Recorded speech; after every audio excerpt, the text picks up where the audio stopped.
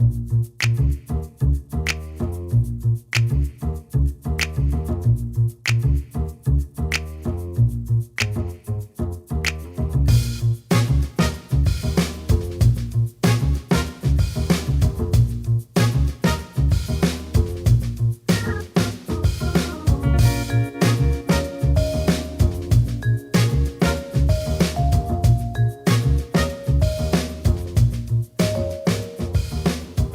everybody, welcome back to Unfiltered with Bob Z. This is the podcast where we promise to give it to you unfiltered. We're going to give it to you just like we get it. And today we are very, very fortunate to have as our guest the mayor of my favorite city. I call it Mermaid City. A lot of people call it Norfolk, Virginia, but we have the mayor of Norfolk, Virginia here, Mr. Kenneth Alexander. And we're just going to talk about a few issues that are concerning to the state, local, national, whatever comes up. We're gonna try to touch on the issues. And you know, I've been knowing the mayor for quite some time. I remember when he first ran as delegate. I was like, oh wow, okay, that's that made sense. And full disclaimer, I supported him for his campaigns as mayor, and I'm happy about it. We never had African American mayor, black mayor in the city of Norfolk, and I've been watching Norfolk politics ever since I was a child. I mean, I went from Leaf all the way through. I mean, I know everything about the politicians. So when we had the opportunity to have an African American mayor, I was like, okay, it's overdue, for me, but. I want to talk a little bit about the issues, and just since you've been mayor, I just want to know what are some of your proudest accomplishments that you've had since you've been mayor. Well, thank you, Bob, for this platform, and thank you for the opportunity to be with Bob Z Unfiltered. I'm a big fan of yours, and I have thank you. Supported your endeavors as well. And before we get started with the questions, let me just sincerely thank you for all that you do for the city and the region. But more importantly, what you do in the lives of students, be it students at all levels. I've seen you in our public schools, and I've seen you interact with college students, and you are authentic, you're genuine, and a lot of those students stay in touch with you, and they have stayed in touch with me. And the introduction came because of you. So let me just say thank you, and continue to do what you are doing in the lives of our youth.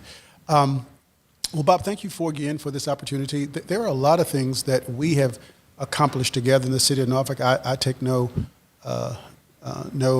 responsibility or any ownership of what the success that we have had, but I'm just glad that I've been a part of it. Some of the things that we've done, just start with just community policing. One of the first things we decided to do when I became mayor is to return back to community policing. Norfolk and most cities in America after 9/11 went to this paramilitary police style, militarizing the police department, heavy armored police departments. And we decided to make a decision, the council and the manager at the time decided to make a decision to return back to community policing. And there was some personnel changes that the manager made. One was moving that chief at the time, Mike Goldsmith, upstairs as a deputy city manager, and remember that. And then the manager tapped Larry Boone to be the police chief. And we've seen with the council efforts in community policing, we've seen a decrease in the city of Norfolk. A decrease in the number of police involved of shootings. Second thing we did, we decided to ask the state police to investigate all police shootings in the city of Norfolk. And third and final thing on that front, we invested heavily in our police department with equipment, but more important with training as it relates to de-escalation training and the key. And de-escalating situations, as well as crisis intervention training. There's still things that we need to do as it relates to having our police officers not to be confronted with persons who are suffering or experiencing mental health, and because things tend to go south, go wrong, Right. because our policemen are trained to respond to a perceived threat, and it has not ended well for those persons who are experiencing mental health issues or a situation where they need medical attention and not necessarily the police. So that's one of the things that I am still concerned with. We've made some gains, but there are still, again, things to do. And let me just say one more thing about what, as it relates to what the council has done together. For the first time in Norfolk's history, we have earned a AAA bond rating. And I know that may not be, front page news is not sexy, if you will. Well, what's the benefit of the AAA Well, bond it means that you can borrow money very, very Yeah. cheap. The interest rates. Interest rates, yeah. Right. Only few cities in Virginia. And what do you attribute that? Did you attribute it to like being I know we won. I think it was like well-managed city awards for a number of years. What do you attribute to AAA bond rating to? It's just our management style. Never in the history of Norfolk. Now, this is what I want to get. Never in the history That's a long history. that we have had of earned a AAA bond rating. And the third and final thing, we've been able to tap federal pocketbook, $44.4 million, and other fees and grants have come, but $30 million C&I and $14.4 million in a bill grant. So those are some of the things that we did, and we can get into some other things that we've done, but just those things just come to mind. Right. Well, one of the things, I guess, one of the issues has been, and I've watched, we've had some wow moments, some wow moments in the city where I said, wow, when they unveiled, and this is for me personally, I'm gonna tell you the truth, I'm gonna keep it unfiltered. When they unveiled the casino, I was like, wow, because while we have our area. I wanted to be progressive, and so when I said the casino, and I was just thinking like, it's an opportunity for everything else. I'm like looking at the tax revenue and, money to do other things. So I look at it, but I was looking at it, I was like, that's pretty nice, and so we have, I've been seeing some, pro casino stuff and some, con casino stuff. Well, how do you think the casino is going to benefit? And I know this is one of your key things. You always say all of Norfolk, and I get it. That's fair enough. We have, I ain't calling no names, but some of our leaders not like locally, but maybe on a national level that don't really cater to the entire. When you're elected and you're an executive for whatever state, local, then you are the executive for the entire population. That's correct. So. How do you feel like the casino is going to benefit all the citizens of Norfolk? Well, in full disclosure, there's an election, and I don't know if this is going to air before the election, but there's an election on November the 3rd, and I have made a very cautious effort not to use city.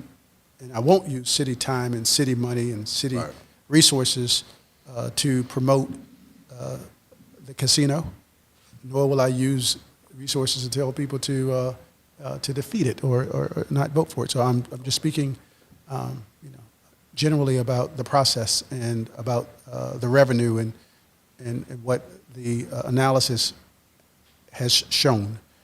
When we were first approached about a casino in Hampton Roads in Norfolk, it was pitched to us as a tribal casino because the Pamunkey Indian tribe had earned the federal recognition to have a tribal casino on land that they could place into trust with the Secretary of Interior, Bureau of Indian Affairs. Right, okay. Very familiar with that. Yeah, and however, we received it. We understood they had that right, but at the same time, we believed that a tribal casino was just not going to work. Just didn't fit. Okay. And the taxing structure or the revenue structure was very complicated because it's a sovereign nation, sovereign land, right. And you had to negotiate a fee, a predetermined fee, and it just was not beneficial to the city.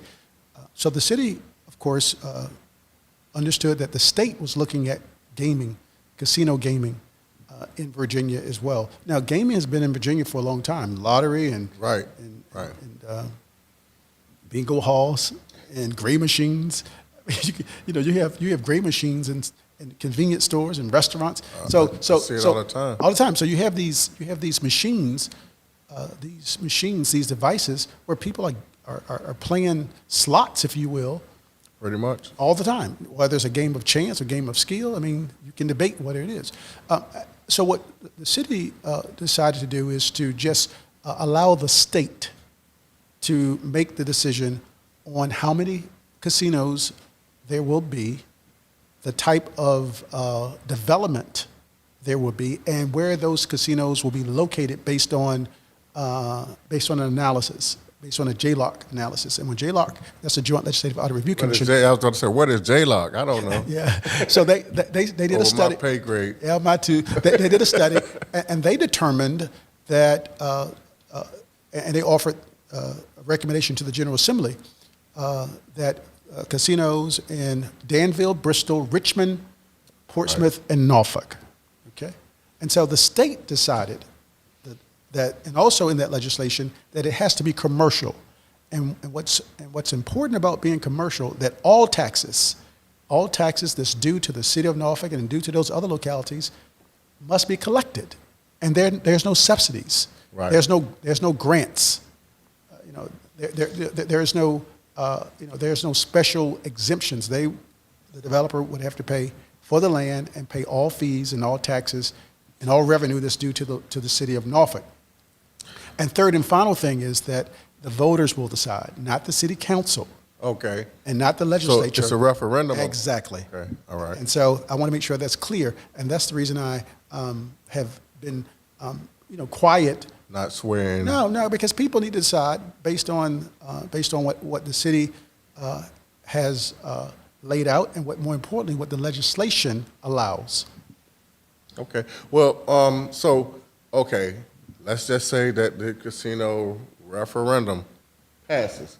So then the revenue generated will be a fully taxable revenue. Okay. And Bob, this is important. This is the large. If it passes, this will be the largest development without any taxpayer money, any subsidy in the history of Norfolk. This could be a $500 million development. Well, here's my thing, and I'm kind of I have to skip around because I was gonna go to the tunnel fees, but I want I'm looking at okay, so again we have Portsmouth and Norfolk because Portsmouth is trying to. Yes. It's one of those cities. I mean, if you look at you got Danville, you got all these other cities that are kind of spread apart, but then you have Portsmouth and Norfolk, and one of my concerns was that, once again. You look at, Portsmouth is the only city that maybe Richmond, but I think Portsmouth is the city that's a minority city. We're teeting, we're almost there, but I don't know what, we'll get to the St. Paul's development because I don't know if that's going to take us back or not. But with the tolls and tunnel fees, I mean, that was a big concern of mine because I was thinking there's no, I mean, probably the biggest toll for anybody would be for anyone would be to go to Virginia Beach. And I know that some of the money, because they did the tunnel projects and they rebuilt the tunnels. And so, I mean, that was fair, but it's almost like a user tax. It's a user tax, and I know they made some changes, but I know that they can still they still have what they call it quasi state authority, where they can stop you from getting your tags renewed from tunnel fees. So I said all of that just to say, looking at this area, sometimes it's like, looking at even it's just the 7 cities, we can take out the state. That how do we rectify? I think that the city officials from Norfolk and Portsmouth should probably work more closer in step and have more. I mean, not saying like, and I know you're a big fan of regionalism because I am too. I'm probably more than you. I want to do this, the county of Hampton Roads and have 7 boroughs like New York, which is way out there. But I'm just a big fan of regionalism. So how do you feel like the Norfolk and Portsmouth, as just like looking at demographics and stuff, that they should work together more closely? Yeah. Well, first, the tunnel tolls. As you know, I campaigned against the tolls. I was part of a group that sued to try to eliminate the tolls from being imposed in the first place. We believe it was unconstitutional because taxpayers had paid for, and fees and tolls had paid for those, especially the downtown tunnel. Right. Oh my God. Had already been paid for, and that monies that's being generated at the downtown tunnel is being used to pay for the expansion of the Midtown Tunnel and, right. and other improvements. And a lot of us believe that it was 2 separate facilities, and it came down with the Supreme Court of Virginia ruled that it actually is one network. And so because it's one network, that the tolls at the downtown tunnel was legal. The Elizabeth River. Yes. It's like, as it relates to regionalism, you're absolutely right. I'm a big fan of regionalism. I do like the concept of boroughs or having this metropolitan region, this MSA. it would be huge. Absolutely. We're one media market, but we're just not one political subdivision. And so, it would be, it would be very impressive in the regard of having, one school system, one police department, one fire department, Right. I agree. one administration, yeah. Even if you talk about, let's say, the city of New York with boroughs, I mean, Brooklyn is totally different from Manhattan. Yes. But when it comes to when you say New York City, you're wielding a lot of power, Yes. and this is the largest media market without a professional sports team in the whole country. So, I just think that we could get a whole lot more accomplished. We don't have to all be, we all, every city in the 7 cities, they have their own personalities, but we can still like have regional, cooperation and get a lot more accomplished. I think. And of course, we certainly we meet. The mayors meet, managers meet, and the superintendents. They meet, and so there is a lot of dialogue and conversation, shared information. However, if you look at the waterfront in Norfolk, the waterfront in Portsmouth, certainly I think that we could start there by doing some joint That would be great. activities and festivals, and and I think both cities could realize revenue and also opportunities if we just start somewhere, and that could be just doing things on the waterfront, port side, water side, working together, as we one time with Harbor Fest and so I think there's opportunity. Moser Fest and Exactly. Afram Fest. Yeah, it seemed like the waterfront was booming, with every time you turn around and the ferries was running back and forth. So, I think that on the economic front, that's probably, I think Hampton and Newport News are probably more in lockstep as far as like cooperating, 2 cities in the 7 cities area. But I want to segue just a little bit, and I want to just because it made like national news, and I was like, people were sending it to me left and right. We're talking about the St. Paul's corridor issue, and they were saying, well, with the federal money that was involved, and full disclosure, I had actually applied for a job with, and I thought it was, I'm so idealistic sometimes, it's crazy. I applied for a job with Urban Strategies. USI? Yeah, and I was like, the job was consisting of, someone going into the communities and making sure people, I'm like, man, nobody will do that. Like, that's just my thing. I was like, You're probably right. Nobody will do it like you, Bob. I really like, knocking on doors like, y'all good? And so just, the whole issue with the money. And I think a lot of people may have got, by the report that came out, and may have gotten the issue skewed just a little bit. So I just hope that you could bring some clarity to that. Yeah, thank you. I think the article that you were referring to is an article that appeared in the Bloomberg. Yes, that's it. And that article was completely misleading, completely false. And in my opinion, it was very unprofessional journalism. And let me tell you the reason why.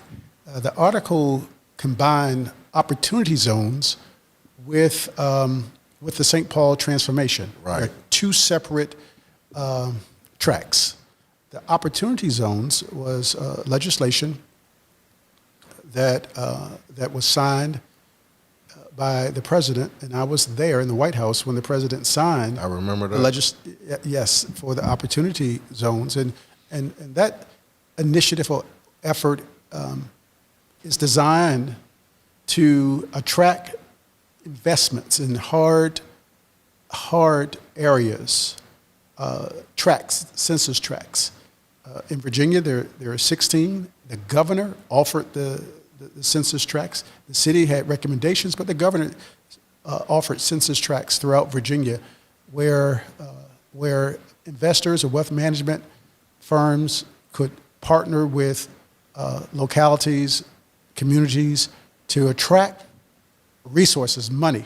If Bob Z or friends and company and through a wealth management group decided to put capital money in one of the census tracts and let it stay for 5 years, then there are some exemptions on the capital gains that you realize. If you let the money stay for 7 years, the gains there's a further exemption. But if you let that revenue or the gains sit for 10 years, right, and then you decide to cash out, sell, that rate of return could be as much as 30-40%, and the gains is exempt from taxation. Right, capital gain. That is the opportunity zones. Now, the St. Paul's transformation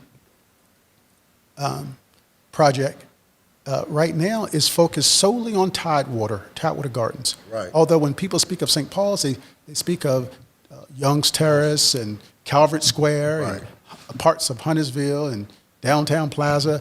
But the C&I grant, the $30 million that the city was awarded from HUD, Department of Housing and Urban Development, was for $30 million. It is only for Tidewater. And we just received $14.4 million bill grant, and that's from the United States Department of Transportation. Now, let me just put it why the article was just poorly written. What the article did not say that 50% of Tidewater Gardens is in the 100-year floodplain. Right, that's true. That's a fact. That's a fact. And what that means is that there's a 26% chance of a flood happening during the life of a typical mortgage. It's a 30-year mortgage. There's a 1/3. There's a 26% chance that a flood will occur. Here's the really issue that we are experiencing. 40% of the homes in Tidewater Gardens sit on Newton Creek. There were 40% of the homes are sitting on a creek. And today, when I went out personally, as you know, and I met with as many residents before we even started with people first, I went out personally, met with met in community, met with residents, and they told the stories about what they wanted and what they were experiencing with flooding and electrical problems with their short circuiting. They spoke about lighting, and the list goes on and on and on. The city applied for the C&I grant. In that C&I grant, the city put out a RFP for a developer, because part of the grant, the housing authority in the city had to name a developer. And the city, and I was not part of the interview process, but there were some responses, and it was decided by the team that interviewed and vetted the developers that the Brenshaw out of Chicago would be the developer. The city submitted the package to Secretary Carson and HUD, and the city was, of course, awarded $30 million. This is what another piece that was not reported, Bob. Okay. Out of the 618 units In Tidewater. that eventually will be replaced at some point in time, the developer could replace all of those units that's going to be replaced. One third of them will be replaced. He could replace all of them in one building, just one building. He said, you know what, I'm just going to put all the replacement. Like a high rise. I could put all the replacement units in one building, one of the blocks, put one of the blocks. The city just said, no, there's no way that we would put all of replacement. Concentration of poverty. Exactly. So every block thus far will be 1/3 replacement, 1/3 low income, and 1/3 market. That is much different from the unit or the complex that's beside St. Paul's that's already built. That's 80% market. So what about the, okay, let's say Broad Creek. How does it measure up to the design and what went into Broad Creek? Broad Creek was a Hope 6 grant, so that was a different. Broad Creek, you have replacement units, right, and then you have the homeowners. On the other side of President exactly. But this particular development, everyone will be in the same block. Is that true? Yes, a third. All right. Listen to me good now. A third replacement. Okay. A third low income, and a third market will be in the same block. Same block. Unlike what's next door, which is an 80-20 LIHTC project, where 80% is market, only 20% is low income. That's revolutionary. I would like to, because everybody's talking gentrification and, but I mean, if a third is replacement units, another third is low income, right, and only 1/3 is market, where's the gentrification? No, I mean, that wasn't reported, like you said. And also, from the residents that have moved voluntarily, some of them are still, and most of them are still in the community. Some of them went right to Young's and Calvary. Okay. And they can come back. So they're right in community. And here's back to People First or USI. When I went out and met with residents, one of the things that I wanted us to do, even before any units are torn down, any units are demolished, what services could we provide right now? Right. That's. And here are some things that we know. We know that earnings from the time I went out and knocked on doors and met people in rec centers and at St. Mary's in Tidewater, and I met at Young's, and I met at Calvary at the tenant management office. We know that income rose from $11,000 to $18,000.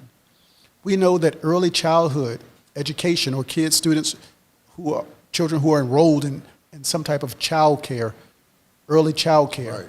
rose. We know that persons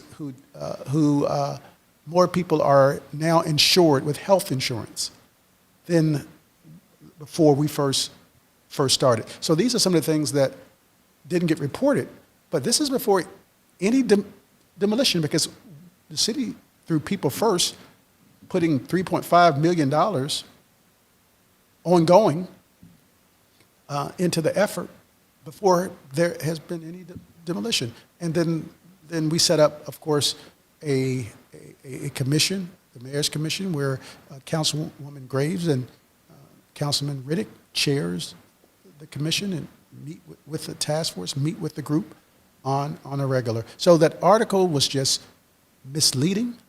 You talk about a hit job. That was that had everybody. I mean, I was like receiving emails and inbox and Facebook. I was like, whoa. Let me take. I don't just take anything at face value. I try to look at it, because I'm not a great big fan of concentrated poverty, no matter where it is, whether it's in housing projects or in underserved communities like Huntersville or perhaps a Park Place or wherever. I just think I was always told that, okay, for example, people are always surprised when it's a cake, and if you take, I'm old school, so my mom would use like vanilla extract and flour and some milk and some sugar, and she blend it all together, and then it come out in the oven, and it's a cake. Yeah. Well, nobody was surprised because you had all the ingredients, but if you put concentrated poverty on drugs, you put, people with hopelessness and mental health issues, put all that in there, and then you come out with crime and different things, nobody should be surprised because it's a cake. You put all the ingredients in it to come out. So I'm not really a great fan of that. So I am a fan of mixed communities, mixed income communities, because I kind of go back old school where we would look and say, okay, well, some of my friends, like we called them city workers, by the way, people who got waste management and people who were like fixing the potholes in the street. When I grew up in Huntersville, and so that was, we're like, wow, they got a job, and so we had respect, for those workers. So, any living is honest living. So I get what you're saying. And so just I wanted to just kind of give you an opportunity to, because I heard it and I was like, you can't always, there's always the other side of the coin. No opportunity zone money right now. Mm-hmm. It's been used in the St. Paul's corridor. So that article alluded to that we were using opportunity zone money. That's not true. So what's going to happen with you say it sits on the creek, what's going to happen with the when the new development? Is it still going to be a creek, or? No, it's Blueway Greenway. Yeah, we will it certainly won't build back on 40%. Okay. That sit on a creek. Certainly, we won't build back on. Okay, that. Right. So I don't want it to be a creek now. No. It's like Blueway Greenway, housing, aesthetically pleasing and maybe recreational and some Greenway, Blueway Greenway. Well, let me ask you. Let me switch up gears just a little bit. The pandemic and voting. Yeah. I mean, now I just like I said, I worked for the city before, and I got to give a shout out to our elections office, man. They are the bomb. We have the leadership in there, Stephanie Isles, and the leadership in there, and I'm biased, okay, because I've seen and I've served as chief election officer at polls, and I've worked closely with them, so they were a little bit mad at me when I was like, well, look, why don't we just use the scope? Because I got the win of the NBA was like opening up these arenas, and I was like, why don't we just open up the scope and have it? And I posted it on Facebook and social media, and then I got a chance to see the plan. I was like, okay, well, it's not a bad plan, but how do you feel like we're set up as far as because I know I'm just gonna say it. The president, he has scared a lot of people out of voting by mail. Yes, suppressions, it's part of the voter suppression. And Bob, as a professor of political science, you know better than most that tactic has been used and used again. So it's a scare tactic that don't vote by mail because it's not going to be counted. It's going to get lost. There's fraud. There's corruption, and that's just a voter suppression tactic. And I hope no one believes that is the case. It's been investigated, and it's there over the years. Voting by mail has worked, and the corruption and the abuse and the fraud that the president claims, it's been unfounded. Right. Our military personnel serving overseas vote by mail every election. And we have the world's largest naval base In the world. Just for the record. Just right. And so that is just that's right. So some of the things that we, the council, directed Stephanie to do in her board as well is to open up, take advantage of early voting. So early voting started on September 18th, right in City Hall. There are 4 satellite locations will open up on the 13th of October. Okay. And of course, there are 4. Berkeley Community Center is one. Pretlow Library is one. Lambert's Point, Rec Center will be a place. And we are mailing ballots out for those who request a ballot. And, we're just trying to make everyone aware. Drop boxes, the state has approved the State Board of Elections to promulgate guidelines for drop boxes. We don't have any drop boxes designated as of today, but that could change. You know what I was thinking about drop boxes? I was looking at I know when they tore down the courthouses over here, and I see how they have that little drive-in, almost like a drive-in and drive around thing right in City Hall. That it'd be a really good idea to put a couple of drop boxes because the easy access as far as that the easements and stuff is boom, drop it off. And I think a lot of people would feel more secure. It's almost well, I'm dropping it off in City Hall. I don't know. That's just my thought. I say, well, looking at just the easements, I'm talking about right out here where I think some of the city workers park at. If they just drive in, drop it off, and that way it'd be more secure as far as people collecting of it. I guess it's just the thing, but that's just. And let me just touch on the pandemic. So, a couple of thoughts about the pandemic. Certainly, it has changed everything. Right. The way that we operate the city, but the city continues to be a resilient city, and we continue to serve our citizens, and our communities. Before the budget that went in effect on July 1st, we noticed that we had to close FY20 budget, and that was about $15 million that we had to shed by July 30th, and then going into the budget because the pandemic had begun. The budget that was proposed, we cut $40 million from the proposed budget. So we end up cutting major dollars. That's a lot. A lot of money. And however, consumption taxes still, we're realizing some consumption taxes because people are spending, but not at the level right. pre-pandemic. So this is a novel virus, and there are a lot of things that we don't know. But at the same time, we look forward to a vaccination or people getting, those who want it, get an immunization. Oh. And Open Norfolk, we have our Open Norfolk program has been recognized and been applauded by other cities and around the country on how we have approached opening Norfolk with our small businesses using parking spaces, Oh, yeah, that's- outdoor dining. That was very dynamic. Yeah. I mean, like I said, everybody's like, well, maybe we should do that. Yes. I've heard that buzz, and other- I'm like, because just like when that was like we were the first. That's- that, yes. that I saw. I was like, oh, that's kind of cool. And major cities call and ask, how did you do it? What's your plan? And certainly we shared that information with other cities as well. Well, I just we're about to wrap up, but I have a couple of quick ones. I don't know if they're quick, but I have a couple more. I mean, we could do this. I was like, I want to know everything, but this is Norfolk has a real special place for me. It's like I grew up here, and I'm like,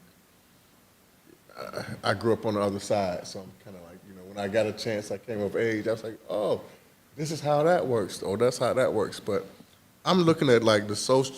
I call it the pandemic of racism because, I mean, it was almost amazing to me where the things that went on in Portsmouth with the monument, and then I got to give you credit. You was like, okay, take the monument down. I mean, it's like boom, and it happened. I was like, and I was like looking out. I was living in the Icon. I was looking out, and that was like the only thing I hated about living downtown.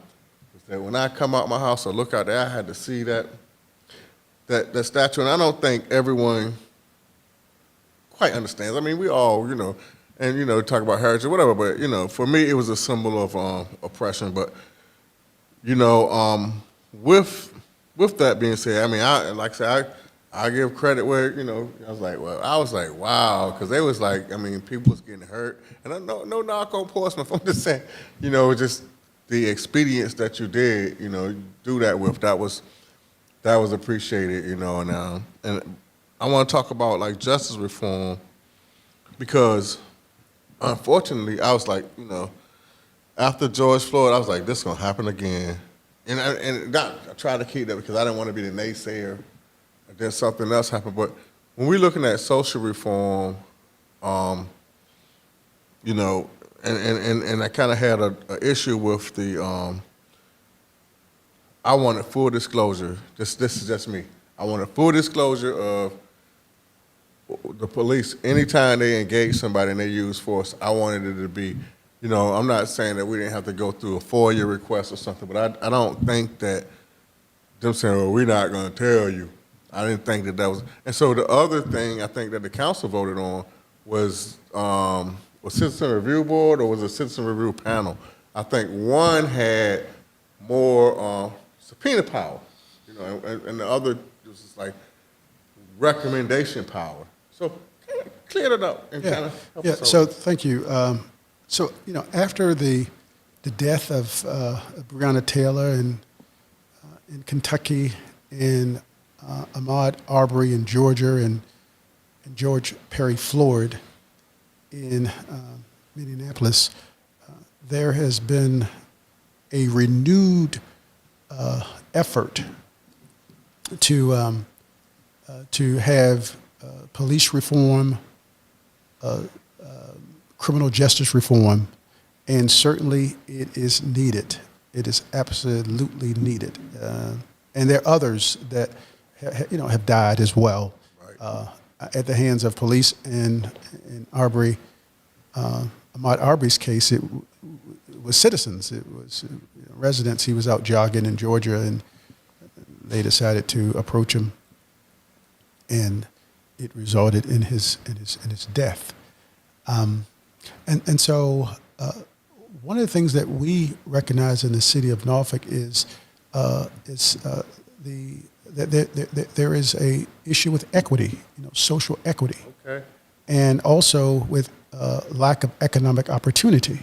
And so one of the first things that we decided to do is pass a resolution creating this social equity and economic opportunity commission. And our goal was to meet this last month, which was September, but they're as far as getting the data, and one young lady who is staffing, she was out on maternity leave, and she is a critical piece and a presenter.